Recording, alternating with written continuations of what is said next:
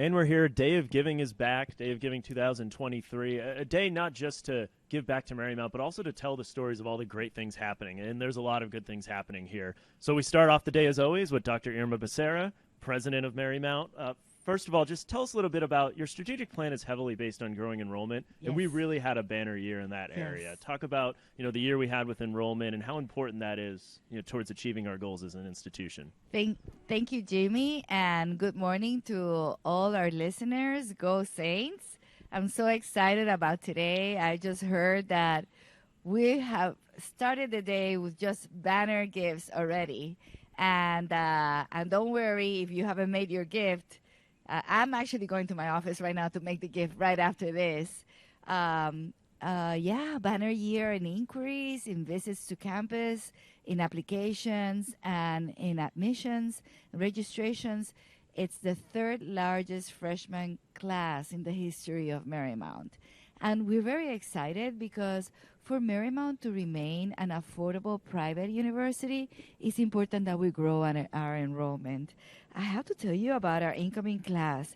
They come from 25 different states, from California to Florida to Alabama to Vermont, as well as 11 different countries, including Bolivia, Ethiopia, Mongolia, and South Africa. As you know, our strategic plan was focused with Marymount University becoming well known for having our innovative curriculum, with having faculty and staff that are excellent, and alumni that are achieve excellence in every way, and more importantly, to become nationally ranked. And we became nationally ranked last year by U.S. News and World Report. Again, we are nationally ranked. That places us among the top 400 universities in the United States, and it's a testament to the great quality of education that we give to our students. So we are very excited. We're going to continue celebrating. And I also want to tell you a little bit about other rankings that we've made this year, national rankings, that are actually very important to Marymount and to our students. Yeah, that was going to be my next question. Yes. In addition to U.S. News, this year we were ranked for the first time in the national Forbes rankings. Yes. So what are some of the features of the university that are really driving this new recognition? So I wanted to point out about the difference between the two rankings. Of course, U.S. News and World Report is really primarily based on reputation and the recognition from our fellow university presidents that Marymount is an excellent institution, that is an institution that really looks after our students and that we have great outcomes. But Forbes is completely focused on where students are 6 months after graduation. It looks at how many of our students are, have meaningful jobs in their fields 6 months in, and also what their starting salaries are. And also, the denominator, of course, is how much money they have to take on in loans. And because our student outcomes and starting salaries far exceeds whatever small loans students have to take, this has propelled us in Forbes' top colleges in the United States. So we're very excited.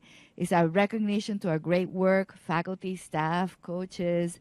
Everybody has been involved in this effort, and we're just excited about continuing to provide a fantastic future for our students. And there's a number of facility projects on the horizon. Yeah. Right behind us, just off screen, is a Reinsch Pierce Family Hub, which is going up now. I know we continue to advocate for new athletic fields in the community, making some progress there. Tell us a little bit about the Reinsch Pierce Family Hub and also, some other projects that might be on the horizon. So the Reinsch Pierce Family Hub, we are actually remodeling what used to be Admiral Rixey's carriage house. So we love it because it has a special meaning. As you know, Admiral Rixey was the Surgeon General and personal physician for Presidents McKinley and Roosevelt. This was his land. He wanted this land to be devoted to education. And the administration building where my office is used to be his home. Right behind his home was a carriage house. And now the carriage house is going to be a student hub with a spirit shop, Lola's Cafe, and just a great place for students to hang and enjoy each other, meet Also, we are opening up to the community. If they want to come and grab a cup of coffee and just hang out. So we're very excited right in the center of campus, a center of activity.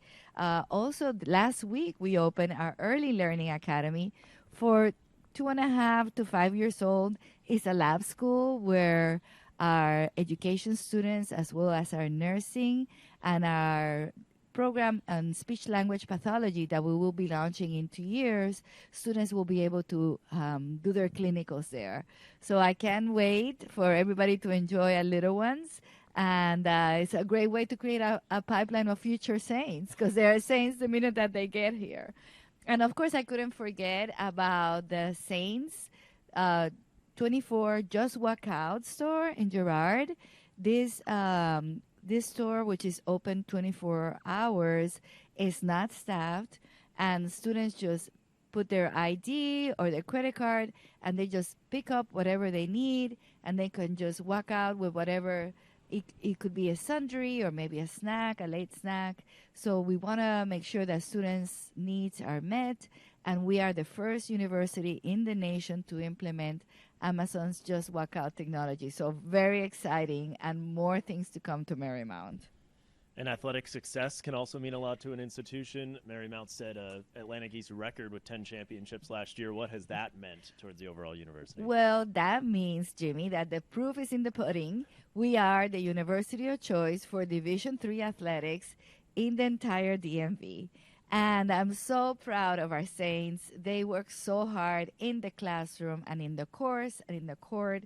And I just want to real quick run through all the conference championships that we experienced last year.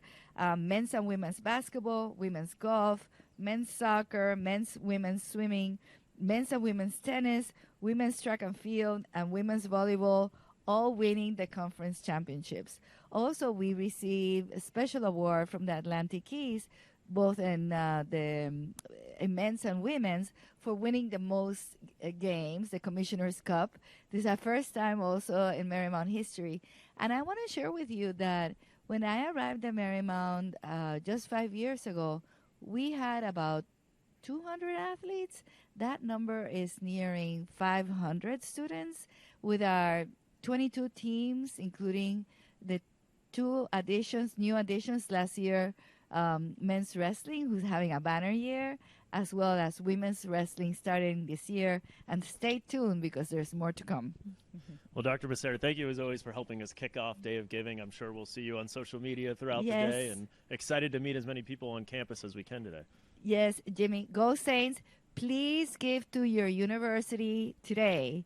This is a great opportunity to really pass it forward, to help all the Saints that are coming after you, to celebrate our successes.